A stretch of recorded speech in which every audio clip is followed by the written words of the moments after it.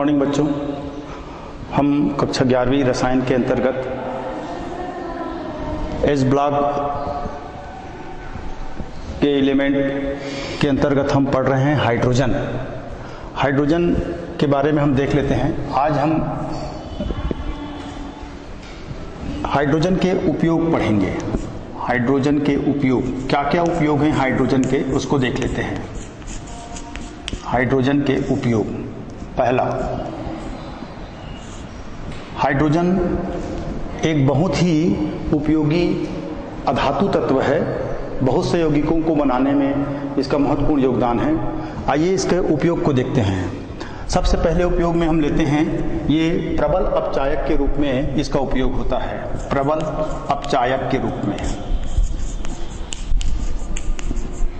अपचायक के रूप में खासतौर से मॉलिब्डेनम एवं टंगस्टन के निष्कर्षण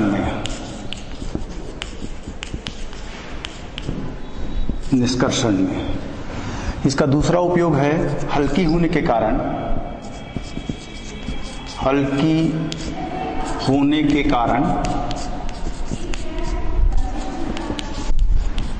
गुब्बारों एवं वायुयानों में भरने के लिए,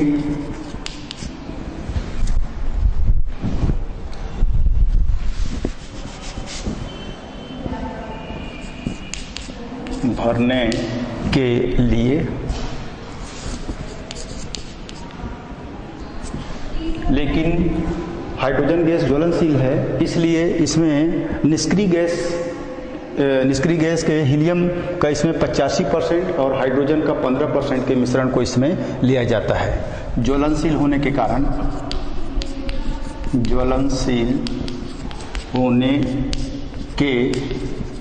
कारण निष्क्रिय गैस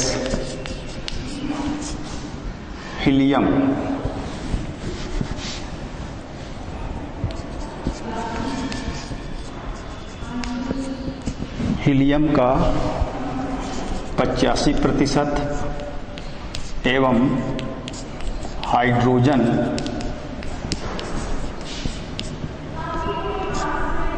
का 15% दोनों के मिश्रण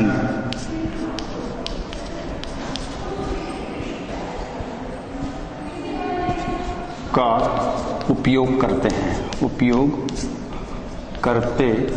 हैं।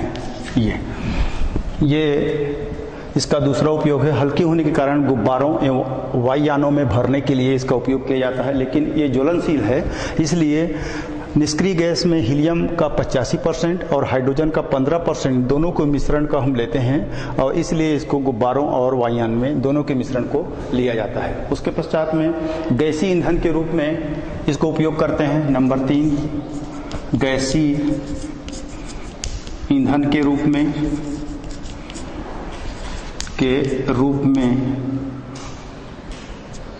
हाइड्रोजन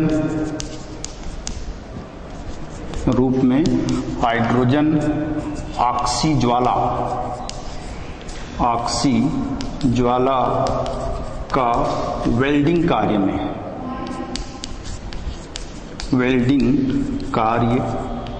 में हम हाइड्रोजन का उपयोग करते हैं।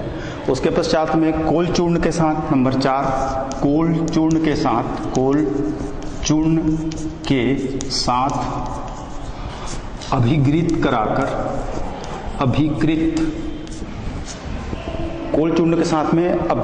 कराकर के कृत्रिम पेट्रोल बनाते हैं। कृत्रिम पेट्रोल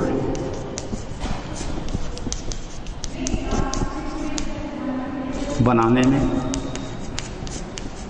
हाइड्रोजन का उपयोग करते हैं। उसके पश्चात में इसके अगला जो उपयोग है वो है पांचवा, पांचवा उपयोग में हम ले सकते हैं ये बहुत से महत्वपूर्ण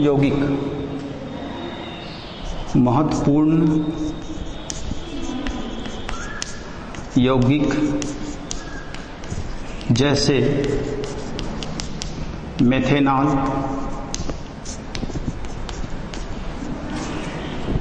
HCHO, फॉर्मेल्डिहाइड, मेथेनॉल, फॉर्मेल्डिहाइड और अमोनिया HCl और HCl अमोनिया आदि के निर्माण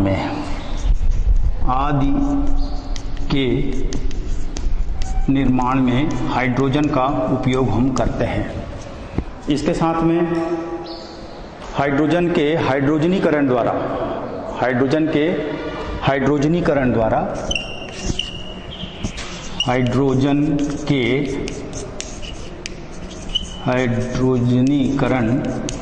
द्वारा वनस्पति तेल से वसा एवं वनस्पति घी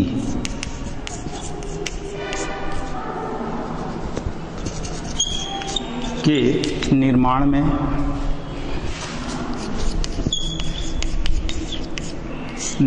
में हम इसका उपयोग करते हैं। तो ये हो गया इसके महत्वपूर्ण उपयोग के रूप में। सबसे पहले हाइड्रोजन एक प्रबल अपचायक के रूप में मॉलिब्डेनम एवं टंगस्टन के निष्कर्षण में इसका उपयोग किया जाता है। ये अन्य गैसों से हल्की होने के कारण गुब्बारों में और वायुयान में भरने के लिए इसका उपयोग किया जाता है। क्योंकि हाइड्रोजन ज्वलनशील भी है, इसलिए ज्वलनशीलता को कम करने के लिए निष्क्रिय गैस के रूप में हीलियम का 85% और हाइड्रोजन का 15% दोनों के मिश्रण को गुब्बारों और वायुयान में भरने के लिए उपयोग किया जाता है। गैसीय ईंधन के रूप में हाइड्रोजन ऑक्सी ज्वाला के रूप में वेल्डिंग कार्य में इसका प्रयोग किया जाता है। कोल चूर्ण के साथ अभिघृत करा के कृत्रिम पेट्रोल बनाने में इसका उपयोग करते हैं।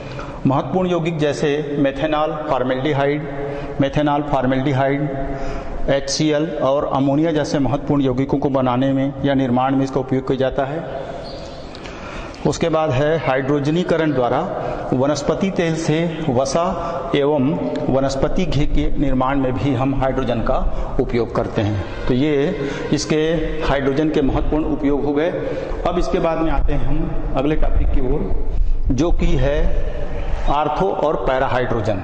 किसे कहते हैं उसको देख लेते हैं, आर्थो और पैरा हाइड्रोजन।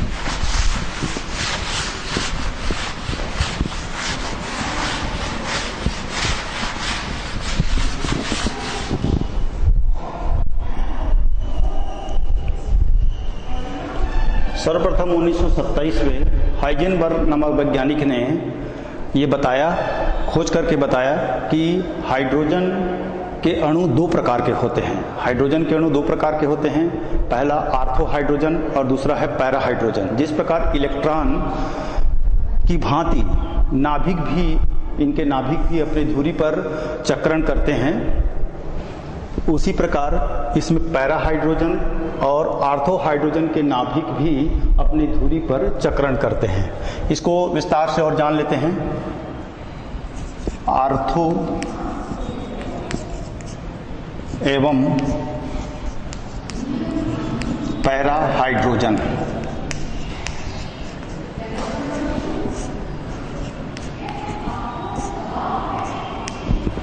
आर्थो या पैरा हाइड्रोजन, इसको देख लेते हैं। इलेक्ट्रॉन की भांति नाभिक भी अपनी धुरी पर चक्रण करते हैं।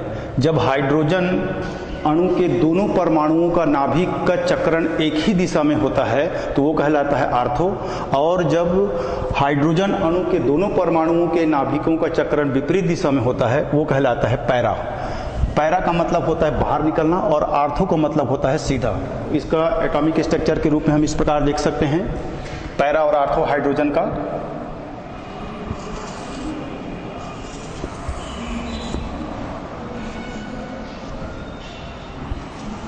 ये हाइड्रोजन के एक परमाणु का नाभिक है, इसका चक्रण इस प्रकार से नाभिक का चक्रण, बच्चों आपको मालूम होना चाहिए नाभिक चक्रण करते हैं इसमें।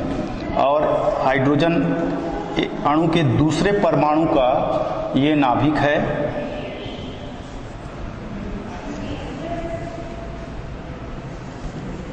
तीर का निशान दिखाते हुए बता रहा है, तो ये कहलाता है आपका आर्थो हाइड्रोजन। आर्थो हाइड्रोजन ये। इसके बाद में हम आते हैं पैरा हाइड्रोजन।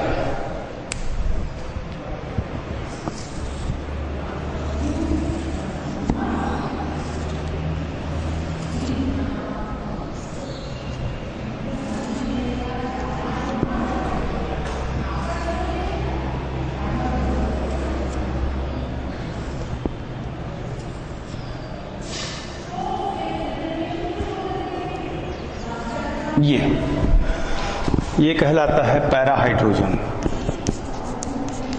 Para hydrogen. बच्चों एक चीज हमेशा याद रखना है इसमें, जब भी आप आर्थो हाइड्रोजन और पैरा हाइड्रोजन के बारे में मालूम करेंगे तो हाइड्रोजन अणु के दोनों परमाणुओं के नाभिकों का चक्रण एक ही दिशा में होता है तब वो कहलाता है आर्थो। आपको याद रखना नाभिक चक्रण करते हैं इसमें।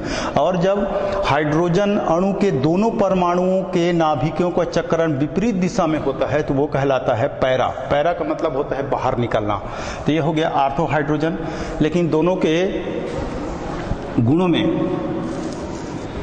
थोड़ा अंतर है। ये इनके रासायनिक गुण समान होते हैं, दोनों के रासायनिक गुण समान हैं, लेकिन दोनों के भौतिक गुणों में अंतर जो है इनके नाभिकों के ऊर्जाओं में अंतर के कारण होता है ये। और पैरा हाइड्रोजन के आंतरिक ऊर्जा कम होता है। पैरा हाइड्रोजन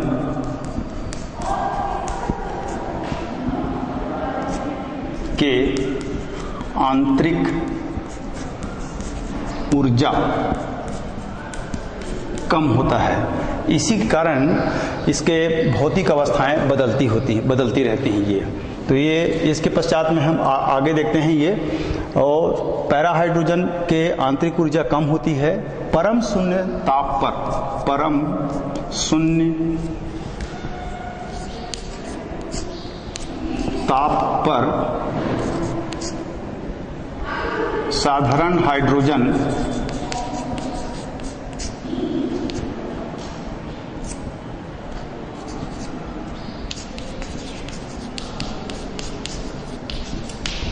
पैरा अवस्था में रहता है। पैरा अवस्था में रहता है, लेकिन जैसे जैसे ताप को बढ़ाते जाते हैं पैरा जो है, जैसे जैसे हम ताप को बढ़ाते जाते हैं पैरा हाइड्रोजन आर्थो हाइड्रोजन में बदलते जाता है। लेकिन एक निश्चित ताप के पश्चात में आर्थो हाइड्रोजन और पैरा हाइड्रोजन का अनुपात जो है, आर्थो एवं पैरा हाइड्रोजन का अनुपात 75:25 होता है ये। यानी आर्थो का 75% और पैरा हाइड्रोजन का 25%। उसके बाद हम ताप को चाहे कितना भी बढ़ाएं तो ये अनुपात है वो नहीं बदलता है। तो ये कहलाता है आपका पैरा हाइड्रोजन और आर्थो हाइड्रोजन के बारे में। उसके पश्चात में हम आगे देखते हैं और शुद्ध अवस्था में पैरा और आर्थो हाइड्रोजन को हम प्राप्त नहीं कर सकते। तो ये इस अवस्था में पाया जाता है क्योंकि ताप बढ़ाने पर ही पैरा हाइड्रोजन आर्थो अवस्था में बदलते रहता है। जैसे जैसे ताप बढ़ाते जाते हैं तो आर्थो हाइड्रोजन पैरा अवस्था में बदलते जाता है। लेकिन एक निश्चित ताप के बाद में 75 आर्थो का और 25 पैरा हाइड्रोजन के बाद में चाहे ताप को हम कितना भी बढ़ा लें, ये अनुपात फिर नहीं बदलता है, ये निश्चित रहता है। तो यह हो गया पैरा हाइड्रोजन और आर्थो हाइड्रोजन के बारे में विस्तार से वर्णन। इसके बाद में आते हैं हम हाइड्रोजन के सक्रिय रूप के बारे में। हाइड्रोजन के सक्रिय रूप, हाइड्रोजन के दो सक्रिय रूप हैं, उसको देख लेते हैं।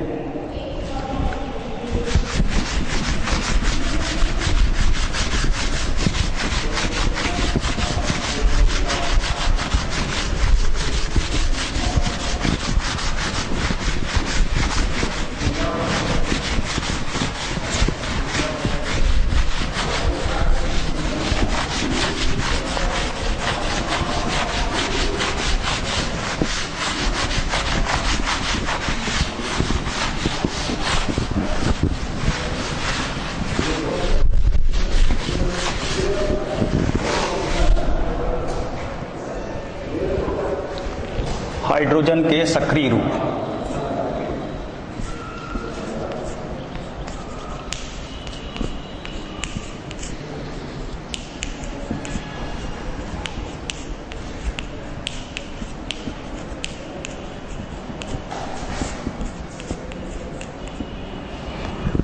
एक्टिव फॉर्म्स ऑफ हाइड्रोजन, इसको देख लेते हैं। हाइड्रोजन के दो सक्रिय रूप हैं, इसके दो सक्रिय रूप हैं। पहले को बोलते हैं, पहला परमाणुीय हाइड्रोजन,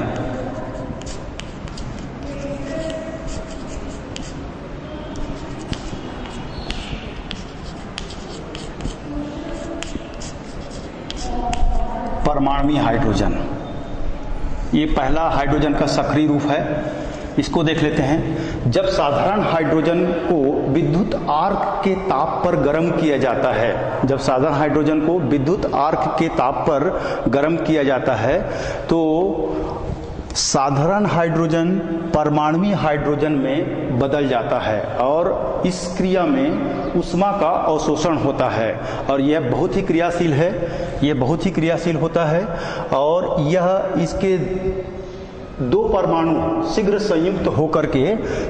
संयुक्त होकर के ये हाइड्रोजन अणु के रूप में बदल जाते हैं। ये इस प्रकार से इसकी क्रिया होगी, H2 it is equal to 2H, ये इसकी परमाणुीय अवस्था है। ये इस समय ऊष्मा का अवशोषण होता है 433 किलो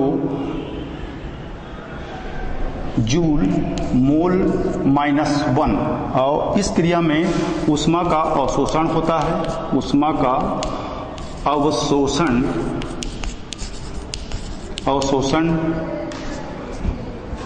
ऊष्मा का अवशोषण होता है और यह बहुत ही क्रियाशील है।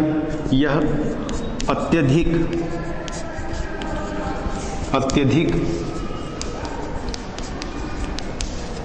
क्रियाशील है।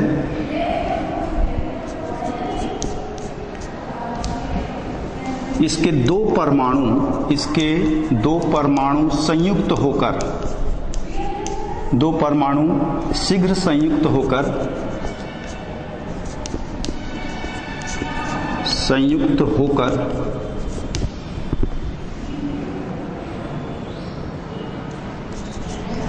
अणु अवस्था में बदल जाते हैं ये। तो ये हो गया आपके परमाणुीय हाइड्रोजन के बारे में। एक बार फिर से देख लेते हैं परमाणु हाइड्रोजन को, कि जब साधारण हाइड्रोजन को विद्युत आर्क के ताप पर गर्म करते हैं तो हमको परमाणुीय हाइड्रोजन प्राप्त होता है और इस क्रिया में ऊष्मा का अवशोषण होता है और यह अत्यधिक क्रियाशील होता है और इसके दो परमाणु शीघ्र संयुक्त होकर के अणु अवस्था में बदल जाते हैं और ये जो क्रिया होती है आणविक अवस्था में अत्यंत क्रियाशील होने के कारण इसको हम संयुक्त स्वतंत्र अवस्था में एकत्रित नहीं कर सकते। तो ये हो गया इसकी परमाणु अवस्था के बारे में। अब इसके हम दूसरी अवस्था के बारे में देख लेते हैं, वो है नवजात हाइड्रोजन। सक्रिय रूप का इसका दूसरा जो भाग है वो है इसे साधारण हाइड्रोजन को विद्युत आर्क के ताप पर गर्म करके बनाया जाता है। इसके बाद हम देखते हैं हाइड्रोजन का दूसरा सक्रिय रूप, जिसको हम नवजात हाइड्रोजन कहते हैं, उसको देख लेते हैं।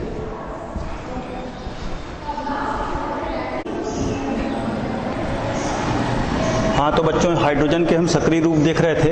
उसमें पहला हाइड्रोजन के सक्रिय रूप में हमने इसके परमाणु हाइड्रोजन को देखा। तो उसमें हमको एक चीज़ और इसमें जोड़ना है, वो ये है जब इसके दो परमाणु यानी परमाणु हाइड्रोजन के दो परमाणु संयुक्त होते हैं तो इस अवस्था में ऊष्मा का उत्सर्जन होता है, यानी ऊष्मा उत्सर्जित होती है। इस अवस्था में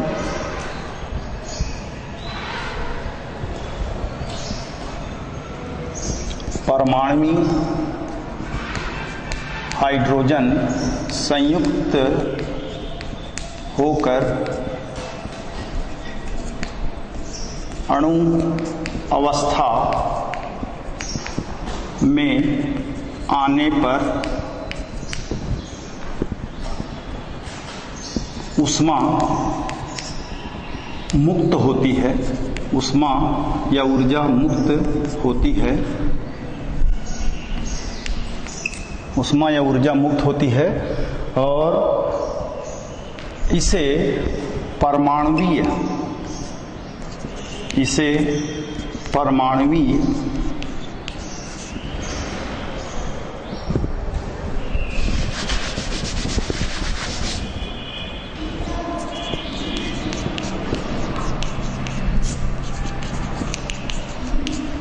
लौ कहते हैं,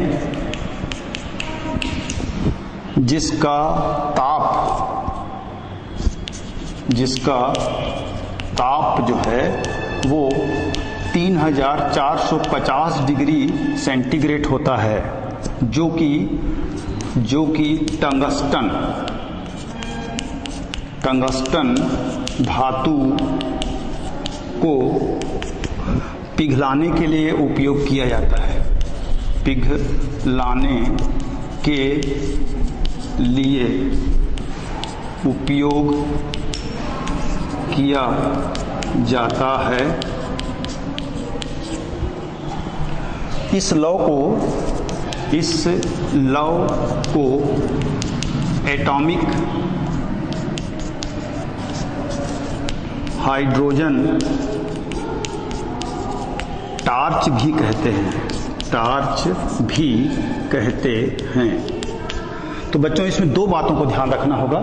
पहली बात यह है कि जब साधारण हाइड्रोजन को विद्युत आर्क के ताप पर गर्म किया जाता है तब हमको परमाणु हाइड्रोजन प्राप्त होता है, और इस क्रिया में इस दरमियान ऊष्मा का अवशोषण होता है और यह अत्यधिक क्रियाशील होता है।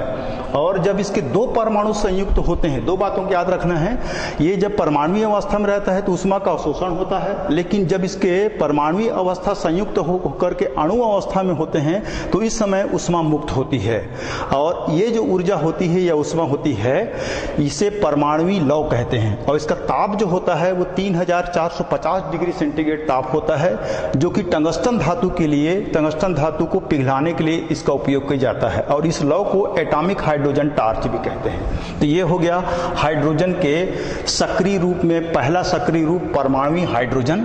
अब इसका दूसरा सक्रिय रूप देखते हैं नवजात हाइड्रोजन।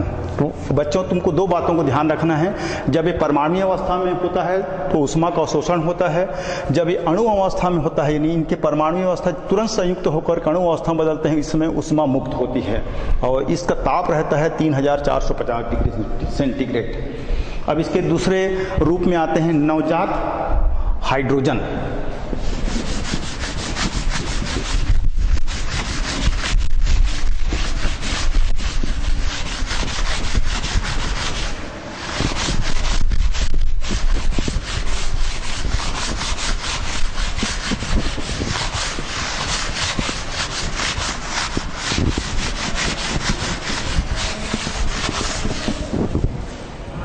इसका दूसरा सक्रिय रूप को बोलते हैं हम नवजात हाइड्रोजन। दूसरा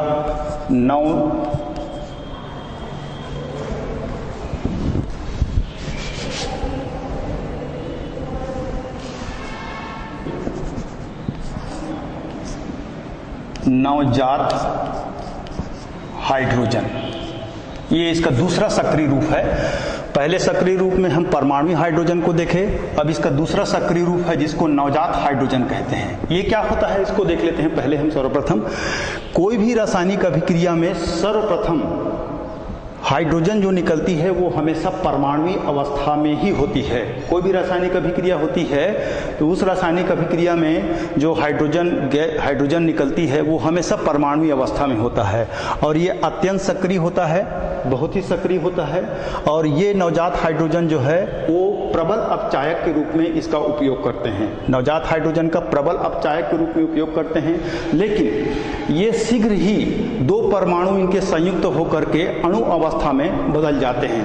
अर्थात जब ये अणु अवस्था में बदल जाते हैं तो इनका अपचायक गुण नष्ट हो जाता है और नवजात हाइड्रोजन को स्वतंत्र रूप से हम एकत्रित नहीं कर सकते क्योंकि ये अत्यंत सक्रिय होता है। दूसरी बात, ये शीघ्र दो परमाणु मिलकर के आणविक अवस्था में या अणु अवस्था में बदल जाते हैं और इसका अपचायक गुण नष्ट हो जाता है। इसको हम देख लेते हैं। कोई भी रासायनिक अभिक्रिया में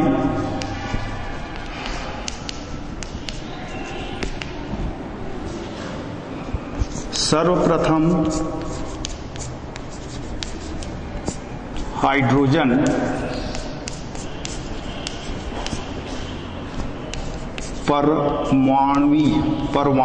परमाणुवीय अवस्था में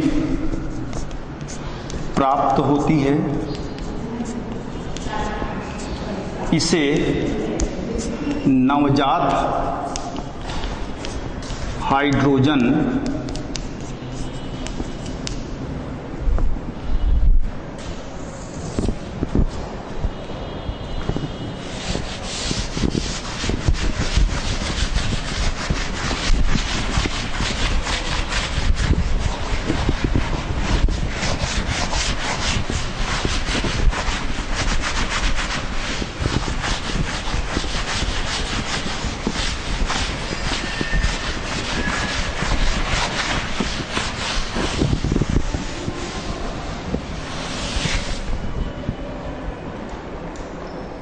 इसे नवजात हाइड्रोजन कहते हैं।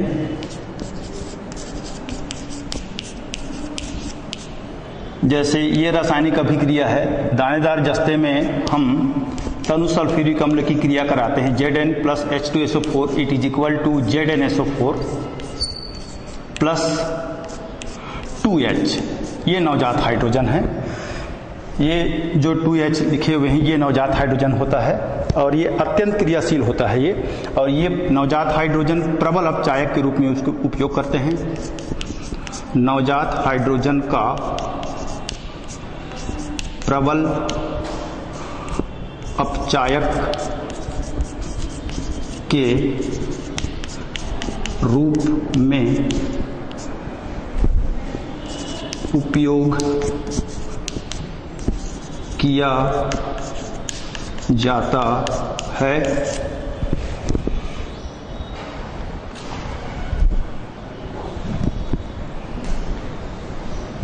यह अत्यंत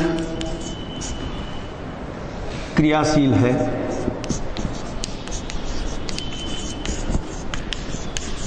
है। इसे स्वतंत्र अवस्था में एकत्रित नहीं किया जा सकता।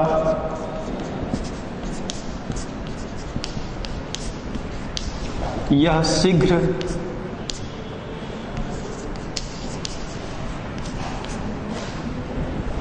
दो हाइड्रोजन परमाणुओं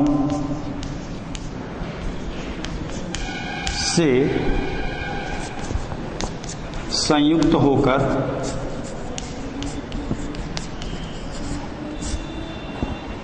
हाइड्रोजन गैस में बदल जाती है।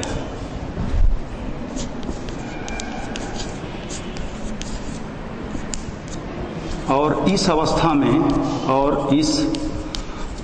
में इसका अपचायक गुण